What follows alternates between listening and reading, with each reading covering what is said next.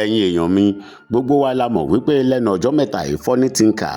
àti bàbá aládò ohun tó ń fojú aláàjì Oríyọmí rí pé kò kéré o ṣùgbọ́n ní bí ọjọ́ bíi mélòó kan sẹ́yìn ni bàbá aládò bẹ̀bẹ̀ àti wípé ó tún wá sọ wípé òun ò tún bẹ́yàn kankan ṣe politics mọ́ pé gbogbo àwọn tóun ti ṣẹ̀ bí àwọn aláàjì Oríyọmí àtàwọn tó kù pé kí wọ́n má bínú ṣùgbọ́n Funny Thinker kò rò lẹ́ẹ̀mejì débi wípé yóò bẹ̀bẹ̀ o kí lohun tó wá ṣẹlẹ̀ sí Funny Thinker gangan lẹ́nu ọjọ́ mẹ́ta yìí ó yá ẹ jẹ́ ká jọ gbọ́. Aláàjì Oríyọmí wá kó 600,000 fún ẹ pé mo lọ fi sanwó ilé ní ìwọ ọkùnrin gọlọtọgọlọtọ tó ọ̀nà róbì tí Aláàjì Oríyọmí tó bá sọ̀rọ̀ ipò ọkùnrin bí Oríyọmí ṣe jẹ́ ọkùnrin nìwọ náà ṣe jọ́kùnrin. Ọkùnrin ẹgbẹ́ wọn ní ọkùnrin tó sun rárá fọkùnrin ẹgbẹ́ akọ iṣẹ́ ló ṣe ohun tí bàbá tó bí Funny Thinker tó fi pọ́nrán ìdí ẹ̀ tó fi bí ẹ kò lè kó fún ẹ kò lè rí 600,000 láyé kó lè mọ wípé oore lóore máa wọ́tọ̀ nú ayé ìwọ oore yẹn ló ń gbógun tiẹ̀ lọ́wọ́ gbogbo ìṣẹ̀dá tó bá ti wà láyé tó ń fi bí san oore ni. majority ló pa Mohbad majority ṣe mi ní bàbá ẹ post nǹkan ṣe mi ní. and the time is coming tí bàbá ẹ̀ sì máa dáko ẹ̀ gangan direct ọ̀gbẹ́ni a time is coming that will start mentioning your name directly stop using doubt to threaten me stop using doubt to threaten me stop using doubt to threaten me the law of the land is there tó bá bí yẹn mo ṣe ìkẹjọ tó lòdì sófin tàbí tí òkú tó lábẹ́ òfin tẹ̀gbẹ́ mi sílẹ̀ tán. àwa tó ń bẹ sí àní bow sí operation some of us we rather die standing than bow to nonsense. àwa kan ò ní bow sí operation bẹ́ẹ̀ni stop using doubt to threaten me tó bá ní anything against me go to the court of law. èmi ẹ ṣe Mohbad ló lo majority náà fi pàdánù èmi ẹ ṣe yẹn a time is coming tí mari láti bẹ̀rẹ̀ sí ní dáko ẹ gẹ́gẹ́ tó bá jẹ́ ìlẹ́yìn. ẹ ṣáà ti mèèyàn tó ń sọ̀rọ̀ ṣáà mèèyàn tó ń sọ̀rọ̀ ẹ jẹ́ kí n gbọ́ níbi comment section. Don't nonsense Samala comment section ni pé ó ta fún ẹ bẹ́ẹ̀ ó ṣe bá bẹ́ẹ̀ ó ṣàwọ̀ bẹ́ẹ̀. See, the silence in the face of injustice is a crime. It's a crime. A time is coming tó jẹ́ pé irú nǹkan báyìí ó máa padà wá ṣẹlẹ̀ sí wọn náà. Yeah, because mo ń pariwo sí a time is coming tí irú nǹkan báyìí máa padà wá ṣẹlẹ̀ because oppression kì í dákẹ́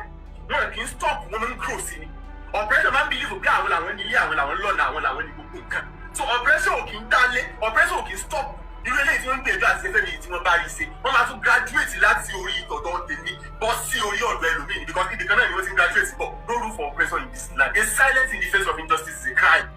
Is a crime and injustice to one is injustice to all. Inú Ìbàdàn ni wọ́n ti bí mi kéèyàn kan ọmọ ẹgbẹ́ dúró wípé àti tí ò bá ní rìn inú Ìbàdàn mọ́ ló kú kàkà bẹ́ẹ̀ yọ ya ṣàpọ́lọ́jì fídíò ní ṣàpọ́lọ́jì fídíò wọ́ọ̀sì ẹ ló máa ṣe wọ́ọ̀sì rẹ ló máa ṣe wọ́n máa bẹ̀rẹ̀ sí ní dárúkọ ẹlẹ́nujọ́ mẹ́ta yìí wọ́ọ̀sì ẹ ló máa ṣe Ìbàdàn bí wọ́n ti bí èmi and I will not stop mi nítorí ẹ̀ kí n tó kúrò níbàdàn. Náà nǹkan tí mo wá ṣe lẹ́kọ̀ọ́ ó parí lẹ́ni on a normal day ó yẹ kí n return padà sí Ìbàdàn ní ó wá pẹ́ tán àlèrọ̀lẹ́ yìí tàbí ọ̀la but with the look of things now even tí bá ti ẹ̀fẹ́ return sí Ìbàdàn gan ibo ni mo fẹ́ dé sí that's just the first thing. So èyí tí ẹ̀yin fẹ́ mọ ẹwú ẹni tí wọ́n fẹ́ ṣe ń ṣekúṣe lọ́jọ́ sí táwọn ìjọba Buhari fẹ́ ṣe ń ṣekúṣe ó ní iye fọ́nrán táwọn ṣe táwọn fi ṣègbè lẹ́yìn tiẹ̀ táwọn bá mọ̀ wípé irú èèyàn tí wọ́n jẹ́rè táwọn máa báàkì ẹni táwọn máa báàkì ìwọ pé kí wọ́n mọ̀ sí ọ ṣekúṣe táwọn máa báàkì ẹ táwọn máa mọ̀ pé bóyá ọ̀pẹ́sọ̀ ni ẹ táwọn máa bọ́ ọ̀pẹ́sọ̀ ni ẹ táwọn máa báàkì ẹni táwọn máa báàkì ẹ táwọn máa bọ́ ọ̀pẹ́sọ̀ ni ẹ ẹ lè pogo bẹ́ẹ̀ ṣe pàmọ́lẹ̀ bẹ́ẹ̀ ṣe pa Mohbad nìyẹn bẹ́ẹ̀ ṣe pa Mohbad nìyẹn majority wọ́n fi pa Mohbad dànù. Mo mature èèyàn tó ní large audience tó ní larger audience tó lè rojú ara rẹ̀ fún ó fọ́ maturity mo mature wọ́n àtàkì ẹ̀ka lójú bí olówó káàkiri tọ́jú ẹgbẹ́ kẹ̀kẹ́ ilé tí ẹ̀ kì í tá ní sáà that's the first thing. So èyí tí ẹ̀yin fẹ́ lọ ẹ̀bù ẹni tí wọ́n fẹ́ ṣe ń ṣekúṣe lọ́jọ́ sí táwọn ìjọba Buhari fẹ́ ṣe ń ṣekúṣe ó ní iye fọ́nrán táwọn ṣe táwọn fi ṣègbè lẹ́yìn tiẹ̀.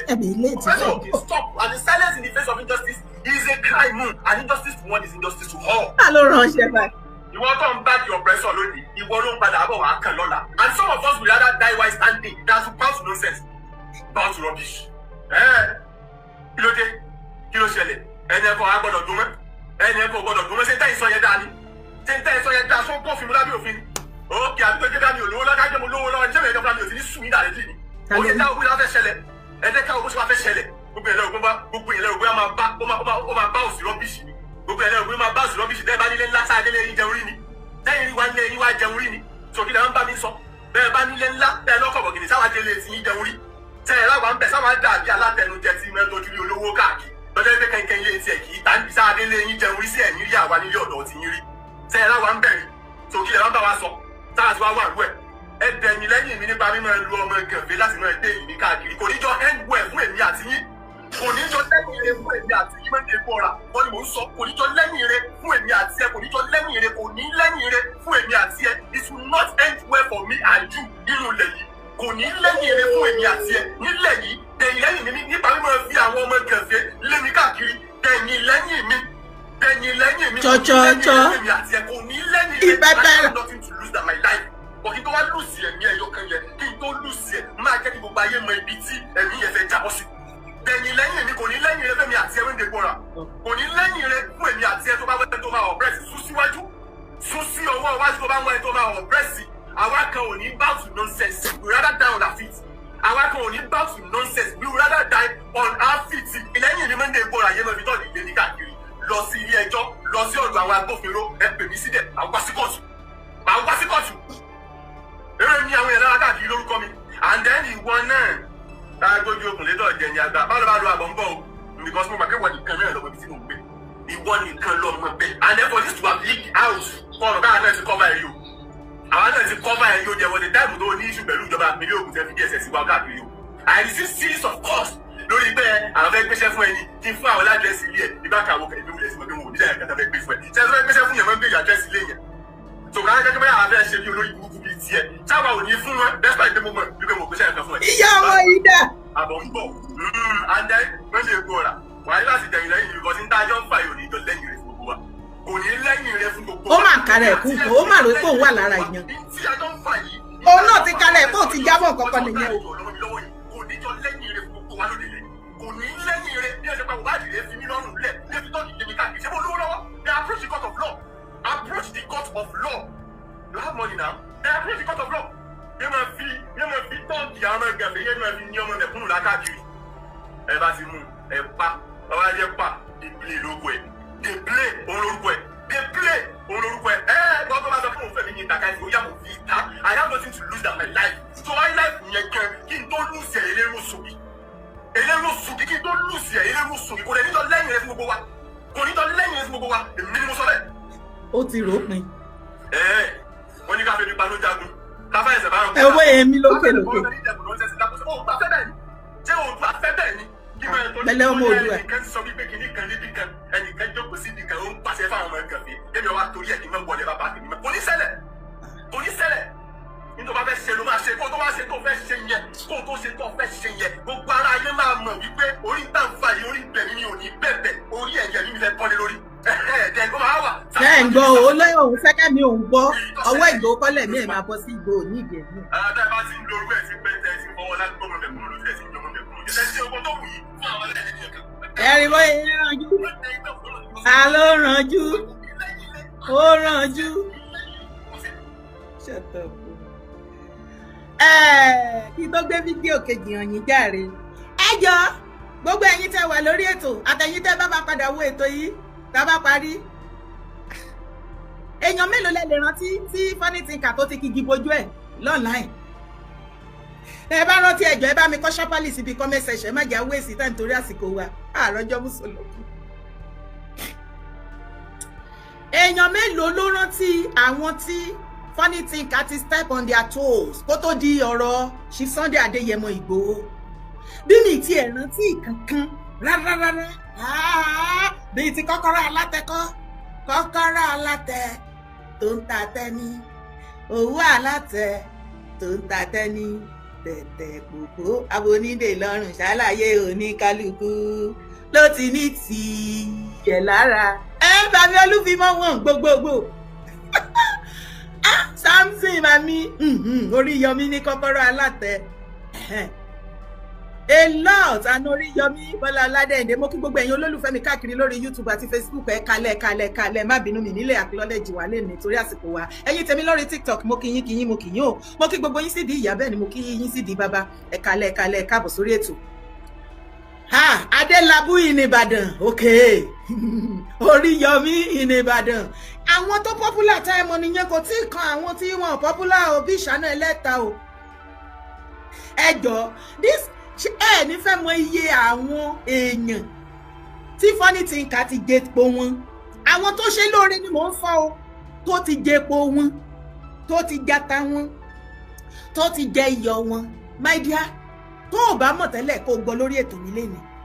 má jẹ́po iyọ̀ èèyàn má jẹ́po èèyàn kó jẹ́ ata kó jẹ́ iyọ̀ ẹ̀ o kó tún wá máa bá wọn finú méjì mu ó máa wá ìṣubú ẹ̀ ìgbẹ̀yìn ayé ẹni tó bá ṣe bẹ́ẹ̀ ò lè dáa. kọ́rọ̀ mi kò tiẹ̀ lè nítumọ̀ dáadáa ọ̀rọ̀ yẹn ò ní fẹ́ yé ní lọ títí ẹ jẹ́ kọ́kọ́ gbé fídíò ilé ìwọlé nígbà yẹn. àbúrò yín tó dé lágbé lọ́nláì ẹ jẹ́ introduce ẹ̀ sí new life kó máa gbé báàgì kí ayé wá yóò jẹ̀ máa rí tẹ́lẹ̀tẹ́lẹ̀ yóò máa rí jẹ́mbẹ̀. àbẹ̀sọ̀ ọ̀rọ̀ tí n bá bá pàdé pẹ̀lú báàgì new life máa recognize yẹ máa dúró fún un máa gbọ́n tó fẹ́ sọ máa kàn ní ẹ lọ ọ̀rẹ́ wa onílàbí ọ̀rẹ́ gún actually mi ní interest nínú ọ̀rẹ́ ìgbé kàkiri mi ní interest rẹ̀ ẹni láìkì ti bọ̀ máa wọnú àpò mi bẹ́ẹ̀ mo lè yí 200 kéré sí máa wá fún ọ ti pọ̀ jù kò dísàbù 200 máa fún 200 ọ̀sẹ̀ náà yẹn fún because àmọ́ bí tó máa wà náà lè dé nínú ayé ẹ̀yin ọ̀dọ́ àríkọ́gbọ́n kan nù o ẹ̀yin ọ̀dọ́ wọn ní yíyọ̀ lẹ́sẹ̀ ọ̀dọ́ yọ̀ wà láì wọn parọ́ ẹsẹ̀ lè ti yọ̀ kọ́ mọ́ forí gbálẹ̀ lókù báyìí. wọ́n lo agbárí fáwọn. wọ́n lo ebi ń pani o. kúlẹ̀ fẹ́ kọ́lọ́ wá ike àwọn Haúsá asalamu aleykum bàbí àlá àṣírí ẹ̀ ààbò bàbí àlá onírànlá kò bá bàbí àlá onírànlá dàbá mọ̀sánà onírànlá dàbá la wo aṣọ kan tá mọ̀mọ́ yẹn náà ni kó máa lò káwọn yẹn lè tètè mọ̀ ọ́ ká lè máa fún ọ lówó aṣọ kan yẹn náà ni asalamu aleykum aṣọ di sọfà lọ́wọ́ rẹ̀ ọ̀dọ́ mọ́tòrí tó fẹ́ jẹ́ kó bọjọ́ ọ̀la rẹ jẹ́ ó léwu àwọn sọ ti wá ẹ̀kọ́ rẹ̀ tó bá wù ọ́ mọ́kẹ́kọ̀ọ́ níjọ náà ná fún ọ lówó ilé àbúrò tí a tún lè rówó ilé mi sá. owó ilé ti dìre ó wà lágbárí fáwọn èèyàn ẹni tó búrẹ́ ló sanwó ilé rẹ̀ ó ti wá dì o. òun la lọ kí sọ ká ní ìbáàtì bèrè rẹ ìgànnà. wà ló fọ́ báàtì. ká ní ìbáàtì ẹ ìfáwì ti là yọ. ó ṣẹ̀ṣẹ̀ bẹ̀rẹ̀ àníkílẹ̀ sí i. yóò ṣẹ̀ṣẹ̀ bẹ̀rẹ̀ ní. ọjà jí kẹlẹbẹ ọjà jí kẹlẹbẹ wàláì Oríyọmí ọ̀rọ̀ àwọn èèyàn kò sínú kọ́kọ́rọ́ alátẹ wàláì tó bá léèyàn tí mo lọ́ọ̀bù jù nínú gbogbo kọ́kọ́rọ́ alátẹ Oríyọmí gbẹnu sí máìkì ọjà jí kẹlẹbẹ ni ọ̀rọ̀ burúkú ń bẹ lẹ́nu bírọ́dà yẹn bóyá ọ̀rọ̀ yẹn ni ò jẹ́ kó kúrò lẹ̀ ẹ má bínú mi ìfún yín o ẹ má bínú I love you brother mi ìfẹ́ brother and sister ni o ẹ má bínú ẹ jọ ṣe ìgbádùn Mọ́gàjí Kélébé ọ̀rọ̀ ń bẹ lẹ́nu brọ́dà yẹn fa àwọn tó mọ ìpìlẹ̀ṣẹ̀ ìgbésí ayé Funny Thinker nìyẹn àwọn tí wọ́n lè pa ìtàn Funny Thinker fún ìwọ àti èmi ní ìgbà nínú ọ̀rọ̀ tó gbọ́n bíi lákọ̀ọ́kọ́ náà kò nílé àmọ́ bóyá àwọn òbí ẹ̀ bóyá orí igi náà ń gbé bí ọ̀bọ kí ló dé tí ó lè kó lọ lé ìyá àti bàbá ẹ̀ sórí igi náà ń gbé ní ìyá àti bàbá ẹ̀ ń gbé ní bí ọ̀bọ àbí kò ní ìyá ni àbọ̀mọ ìrankíran tiẹ̀ ni àbí lára àwọn tí Fúlàní dòye àwọn ni ṣé lára àwọn tí Fúlàní ẹ fi mọ alva ṣé lára àwọn tí Fúlàní dòye àwọn ni torí kò sí òríjínà ọmọ ọkọ olóríire ọmọ Yorùbá tí ó hùwà bí ẹranko báyìí àwọn tí Fúlàní bá ti ṣe kinní yẹn fún mọ́mí wọn yẹn máa ń hùwà lélẹ̀ Mọ́gàjí Kélébé wàhálà yín pọ̀ díẹ̀ o àṣírí oyè ìjà àṣeré pàdé ẹ̀ àṣírí ààbò oyè ẹ̀ bá mi dáhùn níbi comment section má dá mi dá ẹbí jàre Funny Thinker hello ó dẹ̀ pé yọkọ sọ̀rọ̀ lórí TikTok ṣé ìyá mi ẹni ọmọ ṣé tó bẹ́ẹ̀ ni ó yá àṣírí ààbò ó yá Babiyala àṣírí ààbò Babiyala Funny Thinker Babiyala owó ilé Babiyala kò lè súnlé Babiyala wọ́n ti lè jáde kúrò nínú ilé ó ń tọrọ bára o Babiyala bẹ́ẹ̀ bá ní náírà Babiyala 10 náírà Babiyala ẹ̀bà ṣírí Funny Thinker Babiyala kébí má pàákú Babiyala kó má sùn gọ́tà Babiyala. orí igi ni àwọn màmá àti bàbá ẹ̀ ti gbé bí ọ̀bọ kí ló dé ṣé bẹ́ẹ̀ gbọ́rọ̀ lẹ́nu Mọ́gàjí Kélébé ìgbà tá à ń sọ fún yín ẹni ṣe là ń fún yín náà fún ẹbẹ ẹgbọ́n náà láì nígbà tí èèyàn bá ti wà láyé tó jẹ tó orí olóore ìwọ àtẹ̀mí ojoojúmọ́ la máa ń fi sínú àdúrà pé ọlọ́run gbé wa pàdé aláàánú àtolóore àbí olóore àtàláàánú wa wá eré àdúrà ìgbà tó yẹ kó máa bomi rín orí olóore òun rí oore látara ẹ̀ o ò dẹ̀ fẹ́ ìnira iṣẹ́ wo ló ṣe tó fi rí oore látara ìjàre ọmọ Yorùbá ọ̀pọ̀lọpọ̀ ọmọ Yorùbá ni mo rí rí tí wọ́n á máa gbàdúrà fáláàánú tí àánú bá wá dé tó pàdé èèyàn tí ò mọ̀ wọ́n rí tí ò mẹyẹ tó ṣu wọ́n ẹ̀sùn tẹ́rẹ́tẹ́rẹ́ tóun náà bá rí tóun náà sọ pé ìwọ náà jẹ́ àjọ máa mánéjì o àbó wá mú kọ̀nẹ́ẹ̀tì ẹ̀ máwọn èèyàn lóríṣiríṣi kó náà lè jẹ́ èèyàn mo wá nọ́tìsì pé majority wọn tó bá ti wá rí àga tó kọ̀nẹ́ẹ̀tì wọn máwọn èèyàn gidi tó wà ní sàkání ẹ ipe kí wọn náà kó lè ní access sí nǹkan rẹ láyé ọ̀pọ̀lọpọ̀ wọn máa ń fẹ́ mọ ìyá ọ̀ṣọ́jọ́ ọ̀ṣọ́ lọ wọ́n wá mú olóore tí ìwọ náà tó ti mọ̀ tipẹ́tipẹ́ o tó ọmọ bíi tẹ́ ti ń bá bọ̀ láàrin àsìkò píníṣí tó kọ̀nẹ́ẹ̀tì wọn mọ́ wọn báyìí wọ́n á bẹ̀rẹ̀ sí ní kógun ẹlòmíì á kógun tí olóore ẹ wọ́n á bẹ̀rẹ̀ ìjà wọ́n á bẹ̀rẹ̀ bí wọ́n fi kọbanú ní o wọ́n á bẹ̀rẹ̀ sí ní bẹ́ẹ̀ jẹ́ lọ́dọ̀ olóore ṣáàkì olóore yẹn kó lè kẹ̀yìn sí ẹ kó lè jẹ́ títí wọn nìkan kó lè jẹ́ títí wọn nìkan ṣé ẹ rí ilé ayé ẹjọ́ báwo ni irú fọ́nì tí ká ṣe fẹ́ rúlà nínú ayé lákọ̀ọ́kọ́ náà ká má ṣe fẹ́ gbàgbé òótọ́ ọ̀rọ̀ èmi ti sọ yí pé lórí ọ̀rọ̀ fọ́nì tí ká àdá sí wọn ṣùgbọ́n nígbà tí àwọn èèyàn pe àkíyèsí mi sí ni mo wá nínú a ní láti sọ̀rọ̀ lé lórí ìdí tá a ṣe ní láti sọ̀rọ̀ ni wípé tí nǹkan tí wọ́n ní fúnra oníkọ́ ló ń fẹnu ẹ̀ pé kú àbí bó ṣe ń wù ú tó lóun fẹ́ kú Ọlọ́run ló mọ ibi tó ti fọrùn rọ́ Ọlọ́run ló mọ ibi tó ti fẹsẹ̀ gún Ọlọ́run ló mọ ibi tó rìn dé tí ikú ti ń le ó dẹ̀ eléyìí bó ṣe ń sọ̀rọ̀ yìí tó ranjú wọ̀nyí ẹ̀dẹ̀rẹ̀ pé rọrùn sùn ó dẹ̀ pé egun gan le lójú oorun àmọ̀ jí sójú ayé bó bá tún dójú ayé bó tún sá kolobá àrùn dé ìwọ àtẹ̀mí ọmọ bíi tí fọ́nì ti ń kárìn dé láyé o ṣùgbọ́n níwọ̀nba lítù tó fi ẹnu ara ẹ̀ ṣe ní àlàyé lórí online ó lóun ti fi ara òun jì ó ní ohun tí wọ́n ń pè ní funny thinker ọmọ Ìbàdàn nílé Olúyọ̀lé náà ti forí òun sọlẹ̀ sí ó ní ẹni gọ́vnà tó bá fẹ́ díje tó fẹ́ take over lẹ́yìn gọ́vnà Ṣèyí Mákindé ó ní anybody tó bá òun kò jẹ́ ó ṣe eré bó bá di gómìnà ò bá àbọ̀yọ́ jẹ́ ò bá àṣàná sí ìlú Ọ̀yọ́ state kó jóná dé rú eku ò bá àmá ké bí eku ẹyẹ ò bá àmá ké bí ẹyẹ lọ́yọ̀ọ́ ọmọ ènìyàn ìbá àmá fọ́n bí ọmọ ènìyàn gbogbo nǹkan ìbá àmá lọ lódìlódì ọmọdé àtàgbàlagbà ìbá máa kú lórí ara wọn bá jí gbogbo yín gbé kán jí yín gbé lọ ó ní kò kan ohun tó ń jẹ́ funny thinker o ó ní torí pé ayé òun ló ń wá ó ní nǹkan kan ló ṣe nǹkan tó ṣe pàtàkì lọ́dọ̀ tòun kí ni o highest bidder any candidate governorship candidate tó bá ti lè san owó òun á fún ẹ ní bill tó bá ti lè san òun á fún ẹ ní slang tó máa lò fún campaign governor kìíní ẹ òun dẹ̀ máa ṣe kí ni òun náà dẹ̀ support ẹ fún campaign ó ṣe dáadáa ó ṣe dáadáa ó wọlé kò kán owó tiẹ̀ tó fẹ́ gbà iṣẹ́ owó ẹ̀ ni ó nítorí pé politics ló ń fi jẹun náà ìyẹn ìkíní mo wá fẹ́ ẹnu ara ẹ̀ ló fi sáwọ́ àbọ̀ òfin ti gbọ́ lórí show ẹ̀ tó ti ṣe sẹ́yìn sí jọ jókòó kó máa bira ẹ pé iye politician mélòó ló rò wípé funny thinker ti gbowó lọ́wọ́ wọn kàn imagine kan jókòó kó béèrè lọ́wọ́ ara ẹ pé iye àwọn politician mélòó ni funny thinker ti gbowó lọ́wọ́ wọn tó ń fún wọn ní assurance pé òun máa fún wọn slang òun máa fún wọn support lórí social media funny thinker fúnra lára ẹ àwọn tó ń pè followers mélòó ló ní tó ń fún politicians ní slang and so on torí bóyá ń jà fátikù ló ń jà fún Obi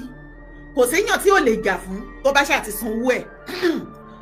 funny thinker ò sí lára àwọn mídíà tákàn bọ́ síta tákàn lóun ṣiṣẹ́ torí anything pé kinní kan no now ẹ kàn déédéé wá rí báyìí tẹ́ bá wo gbogbo ọ̀rọ̀ tó ṣẹlẹ̀ lórí ọ̀rọ̀ Chief Sunday Adéyẹmọ Ìgbòho nígbà tí wọ́n sọ̀rọ̀ yẹn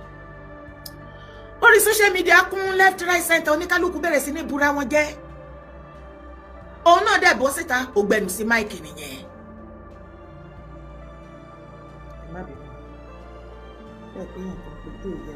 nẹ́tíwọ́ọ̀kì ẹni yẹn ò dáa kò connect nẹ́tíwọ́ọ̀kì ẹni yẹn connect. ẹ má bínú ẹ̀yin tẹ́ bá fẹ́ dá sétò ẹ lè pè sétò kì í ṣe funny thinker nìkan ní mídíà online tó sọ̀rọ̀ sí Ìgbòho àbí mo parọ́ ṣé funny thinker ni àtàgbàlagbà àtọmọdé àti Yíbò àti nọ́dẹ́nà gbogbo Nigerians pátápátá ni wọ́n kó fún ṣe Sunday Adéyẹmọ Ìgbòho lórí ọ̀rọ̀ tí wọ́n sọ bó tilẹ̀ jẹ́ wípé ìdí gan tí Ìgbòho fi sọ ọ̀rọ̀ yẹn àwọn èèyàn ò ní interest láti gbọ́ ohun tí wọ́n ṣàfẹ́ gbọ́ ni wípé nǹkan tó sọ yẹn kò ní rẹ̀tì láti sọ kò sí bá yíyí rẹ̀ ó dẹ̀ dákẹ́ wò bẹ́ẹ̀ ṣe ń kó fún ó ti di bárakú ó ti mọ lára ọ̀rọ̀ wo lẹ̀ tí ìsọfúngbò tẹ̀ ṣẹ̀ṣẹ̀ fẹ́ sọ èpè wo lẹ̀ tí ìṣe èbú wo lẹ̀ tí ìbú tẹ̀ ṣẹ̀ṣẹ̀ fẹ́ bù àwọn yẹn ti dígí olúwéré wọn ara náà fi ń sàn funny thinker wà lára mídíà yẹn tó sọ̀rọ̀ sí Ìgbòho wọ́n pọ̀ ẹ jọ̀ọ́ question tí mo wá fẹ́ béèrè lọ́wọ́ gbogbo ẹ̀yin tẹ́ wà pẹ̀lú mi àtẹ̀yin tẹ́ máa wo fídíò yìí later mi ò mọ ọdún tí ọ̀pọ̀lọpọ̀ yín tẹ́ ti ń gbọ́ nípa Ìgbòho tó bá yẹ pé o ti mọ̀ tẹ́lẹ̀ kó tó di pé wọ́n join Yorùbá Nation bó bá yẹ pé ìgbà tó dé join Yorùbá Nation ló padà mọ̀ wọ́n ló ń gbọ́ wọn at least láti ìgbà tó ti join Yorùbá Nation wàá rí bí wọ́n ṣe máa ń kó fún wọn online ṣé ó ní ìgbà kan tí ọ̀rọ̀ Ìgbòho kúrò online tí wọ́n máa kó fún ó sọ̀rọ̀ kò sọ̀rọ̀ wọ́n gbé ṣépè wọ́n bú ó wí nǹkan kò wí nǹkan ó ṣe nǹkan kò ṣe nǹkan wàá rí wọ́n ṣàbú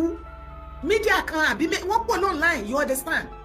especially àwọn mídíà mi kan bá rí wípé bí a traffic ń lọ down pé kinní kan wọ́n kò déédéé wá nǹkan kan wọ́n create kankan nípa Ìgbòho for traffic and so on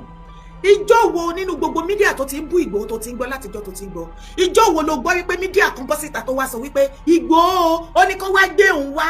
pé tó bá gbé òun wá wọ́n máa pa òun ìdí tí Ìgbòho ṣe pé èdè yẹn fún Aládò ó ní wípé Aládò àti funny thinker wọ́n ṣe bàbá Olúbàdàn ló fi mẹ́sẹ̀jì ránṣẹ́ sí Ìgbòho pé àwọn ọmọ wọ̀nyí báyẹn ṣe lọ́nà wọ́n tún ṣe wá wo nǹkan tí wọ́n ṣe sí sàkání àwọn èyí ló mú Chief Ìgbòho láti fi mẹ́sẹ̀jì ránṣẹ́ sí Aládò ṣe bí ẹnu ìgbà tí Chief Ìgbòho gba freedom tó wà lé ó ṣàtìrí táládò ti lọ kí wọn kó tó di wípé ọ̀rọ̀ kìíní ara Yorùbá Nation Media òun ni Aládò kó tó di pé ní 2023 tó join bàbá Tinubu fún campaign mídíà mélòó lẹ rí tó ti ń gbé Ìgbòho ṣépè tó ti bú Ìgbòho àwọn ìyá kẹsẹ̀tì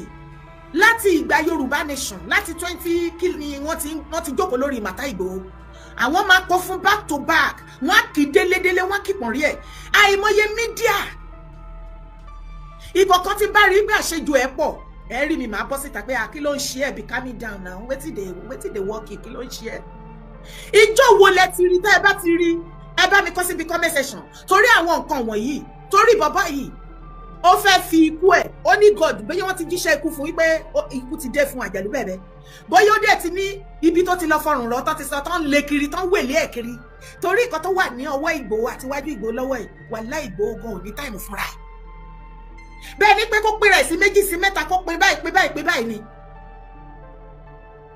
àbí kò yé yín bẹ́yẹn gbogbo àwọn tó ti ń bú Ìgbòho online àtàgbà tọmọdé ìjọ wo lẹ rí tí ẹni mídíà bọ́ síta tó sọ wípé Ìgbòho ò ń gbọ́ o wọ́n ní ó lọ sọ fáwọn èèyàn pé kó wá pa òun àwọn ti sá kúrò lé o Ìgbòho náà ní kó wá pa òun o ẹ bá mi dá sí níbi comment section mi rí kọ́mẹ̀ntì yín àbí ẹ̀ẹ́dẹ̀ tún mọ̀ Ìgbòho mọ́ ní báyìí ó ti dójú ẹ̀.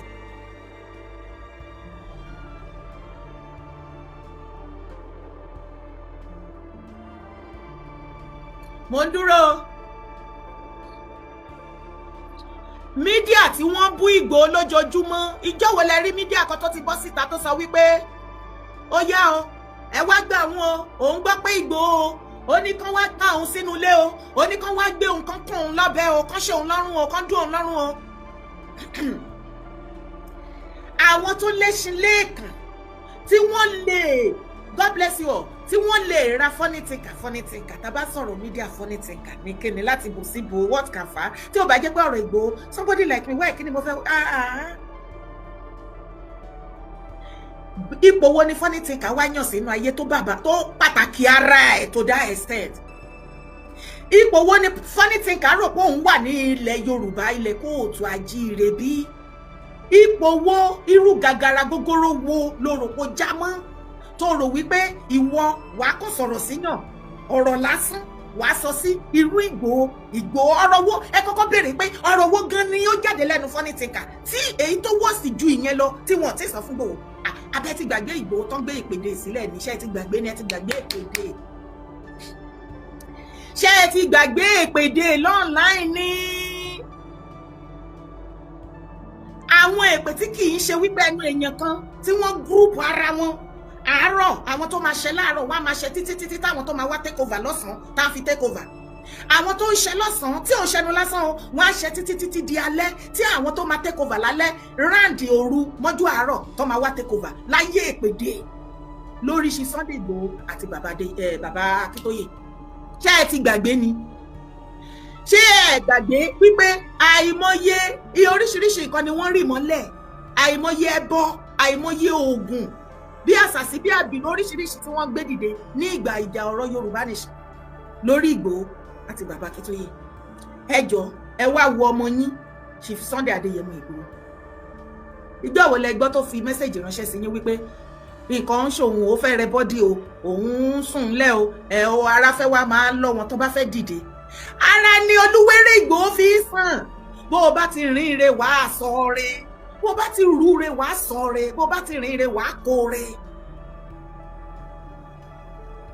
èmi on behalf of Sunday Adéyẹmọ Ìgbòho gẹ́gẹ́ bí wọ́n ṣe sọ fún mi ayé sọ̀rọ̀ lẹ́nu ojoojúmọ́ la máa ń sọ̀rọ̀. àwa fi àsìkò yìí sọ fún gbogbo ọmọ Yorùbá land nílé lóko lẹ́yìn odi gbogbo ọba aládé pátápátá nílẹ̀ Yorùbá nílẹ̀ kóòtù àjíire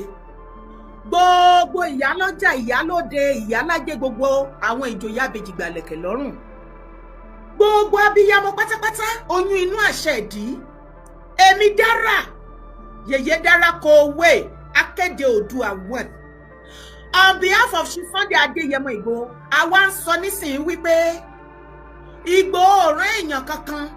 lọ sọ́dọ̀ Funny Thinker láti ṣe níbi o ọ̀rọ̀ Funny Thinker is the least nínú ọ̀rọ̀ tó wà lẹ̀ ẹ̀yin náà mọ̀ pé Ìgbòho gbé nǹkan dání náà ṣé iṣẹ́ tó gbélé lọ́wọ́ yẹn á wá ráyè láti wí àti wípé kí ni Ìgbòho fẹ́ fi irú ikú olóòórùn yìí ṣe ẹjọ́ kí ni ikú Funny Thinker kí ló fẹ́ dà fún Ìgbòho ṣé ó fẹ́ mu ẹ̀jẹ̀ ni àbí ó fẹ́ fi gbogbo ẹ̀ ó fẹ́ fi irun pákó lórí kí ni ọ̀rọ̀ tí Funny Thinker tí ì sọ sí Ìgbòho tí àwọn tó lẹ́sìn lẹ́ẹ̀kan jùlọ tí wọ́n ti sọ tó wọ́ọ̀sì jù yẹn lọ sí Ìgbòho tí èdè yóò dẹ̀ tán tí Ìgbòho tí ẹ̀wú kọ́ náà Funny Thinker wá bọ́ síta torí ó ti mọ̀ wípé orúkọ Ìgbòho lòún lè dá tí gbogbo yín tẹ́ ẹ máa tètè lísì sí ìyẹn ìkíní. ìkejì Funny Thinker bọ́ síta ó ti mọ̀ wípé òun ń ṣiṣẹ́ fún ọ̀pọ̀lọpọ̀ àwọn tó hate on Chief Sunday Adéyẹmọ Ìgbòho wọ́n ń gbéṣẹ́ fún. Funny Thinker ti mọ̀ wípé tóun bá ti dárúkọ Ìgbòho tóun sọmọ díẹ̀ àwọn ọ̀pọ̀lọpọ̀ politician àwọn ọmọ politician tó rò wípé Ìgbòho ò ní lè wálé ní àsìkò politics yìí campaign presidential election yìí tí wọ́n rò wípé àsìkò táwọn máa make owó lélẹ̀ àti àwọn tó jọ ń ṣe ọ̀rọ̀ property ní ilẹ̀ Ìbàdàn bẹ́ẹ̀ tí wọ́n rò wípé bó ṣe ti mẹ́yìn odi yẹn oore ló jẹ́ fún wọn gbogbo wọn yẹn pátápátá ni Funny Thinker ń ṣiṣẹ́ fún against Ìgbòho Ìgbòho tó dẹ̀ wá pariwo tó lóhùn sọ̀rọ̀ sí wàhálà Ìgbòho rí ti ẹ̀rù kò sí nǹkan tó ìjáde lẹ́nu ẹ̀ sí Ìgbòho tó nítumọ̀ tó ní kankan lọ́dọ̀ tèmi kò sí nǹkan tí mo rí tó sọ tó warrant anything tó serious kò sí nǹkan tó sọ ó kàn ń lanu ó kàn ń padé òfètè òkè ó fi lù ti sàlẹ̀ ó kàn ń wá èmi kàn rí ẹbí attention seeker ó kàn ń wá attention ni ara àwọn fáǹsì Ìgbòho ti sọ fún ìwọ náà sọ nínú àwọn fídíò tó ti ṣe fúgbò sẹ́yìn wípé ṣé òun lo Ìgbòho láti fi trending ní sí òfin ṣèṣì cloud ó dẹ̀ dá lóhùn Funny Thinker ó ní tó bá di àsìkò ìgbà ẹni yẹn kẹ́ni yẹn má fi Ìgbòho ṣe cloud kó má fi trend tó já sí wípé ó confam ní orí fídíò yẹn wípé ó mọ̀ọ́mọ̀ lo Ìgbòho lẹ́yìn ìgbà tó gbéṣẹ́ fún ó mọ̀ọ́mọ̀ gba iṣẹ́ lọ́wọ́ àwọn haters ẹ̀ láti ṣe kí ni láti fi trend ok ní ìgbà àbọ̀rọ̀ wípé Ìgbòho ò gbọ́ ni ṣé o rò wípé gbogbo wa ò gbọ́ ni ìgbà táwa ti gbọ́ yẹn lẹ́nu ẹ̀ ọ̀rẹ́ ò nítumọ̀ kò tà mọ́ kò nítumọ̀ mọ́ òfútù fẹ́tẹ̀ àṣà tí ò ní kán ní trending ló ń wà kò sọ̀rọ̀ ń bẹ̀ mọ́ Ìgbòho ní time ẹ̀ ìwọ ṣé wọ́n jẹ́ ṣé Funny Thinker jẹ́ gẹ́gẹ́ bí gómìnà ni tán máa ní kán lọ gbé ẹ wá àbẹ́lẹ̀ yóò mọ̀ bí Ìgbòho ṣe tó ni ok well wọ́n ní ilé lẹ́dí yóò tí níyì àwa ò expect kí Ìgbòho níyì lọ́dọ̀ ìlú yìí nìbàdàn torí ẹjọ́ ń gbé níbi ibẹ̀ ni ṣùgbọ́n ẹni tó bá mọ irú èèyàn tí Ọlọ́run dá Ìgbòho tó ti rí fìrífìrí ẹ̀ rí kò ní bá wọn bọ́ ọba kò so ẹni tí Ṣàngó bá tójú ẹ̀ wọlé wọ́n ní irú wọn kò ní bá wọn bọ́ ọba kò so láéláé òun lọ̀rọ̀ tó wà lẹ̀. Funny thinker àìmọye àwọn èèyàn tó ṣẹ̀ Magaji Skelebe tó jẹpo tó jata tó jẹ iyọ̀ wọn ó ní mo play fídíò yìí wọn ló ti gbé gba bára wọ́n ní ilé tó ń gbé lọ́wọ́lọ́wọ́ ká lè mọ̀ wípé orúkọ Ìgbòho ló fẹ́ fi trading láti fi raise owó yẹn ìwọ tó o bá wá jẹ́ olólùfẹ́ Ìgbòho tó o bá wá lọ fún ní owó láti fi gba ilé you should be ashamed of yourself for real ó mọ nǹkan tó ń ṣe máa a jẹ́ wípé owó tó yẹ kó o fi san ìdámẹ́wàá sí ọ̀dọ̀ Ọlọ́run nínú ẹ̀sìnkẹ́sì tó bá wù kó máa sìn ó san èṣù ló fẹ́ gbà lọ́wọ́ ẹ̀. Yes ó ti rí pé ó fẹ́ forúkọ Ìgbòho gba owó ni náà ó kò fẹ́ forúkọ Ìgbòho jáwó ni onígbòho ní kọ́lá gbé wá ọlọ́pàá òun ó tún yá ó ní inú ilé ibi tó ń gbé ó ní láńlọ́ọ̀dù ti lé òun jáde ó ló sọ wípé àwọn oríṣiríṣi èèyàn ló ń wá ẹ̀rù ń ba àwọn nǹkan kan òun dẹ̀ fẹ́ lọ gbalé òun wálé kiri òun ò rí lé kinní kan òun ò tún lówó àbí ìwọ kọ́ ló fi statement of account ẹ̀ hàn wá lẹ́nu ọjọ́ wò yìí bí last week kọ́ sì ni taari almost 2 million bẹ́ẹ̀ àbí ìwọ kan náà ló ti gbàgbé pé ó ṣe fídíò àwa bá ẹ gbé jáde o lóòótọ́ ti delete fídíò yẹn bọ̀ àwa lè bá ẹ gbé jáde tó rà download ẹ̀ níbi tó o ti fi iPhone 17 Pro Max mẹ́ta ṣáṣá ọ̀ṣàrà ṣàṣoṣo brand new tí ẹ rọba lọ́pẹ́ ṣàṣoṣo mẹ́ta tán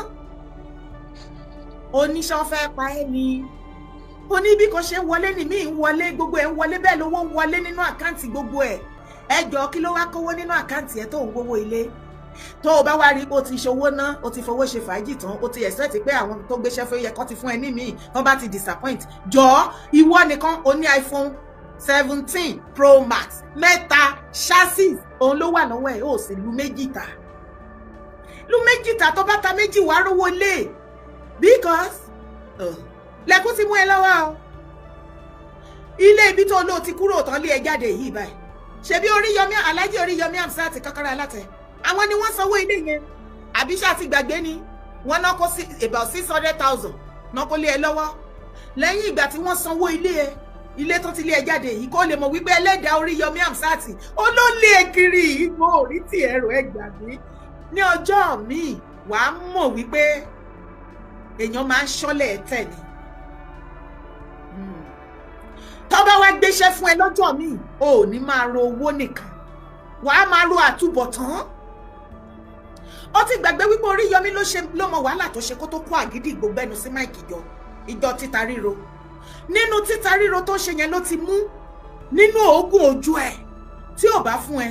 ṣó fẹ́ pa ni kó bẹ́ṣu bẹ́ gbà bóyá máa ń ṣe fún ọ̀pọ̀lọpọ̀ yín nìyẹn èyí tá fún nílé ìyá níwẹ̀ ṣe bá fún nílé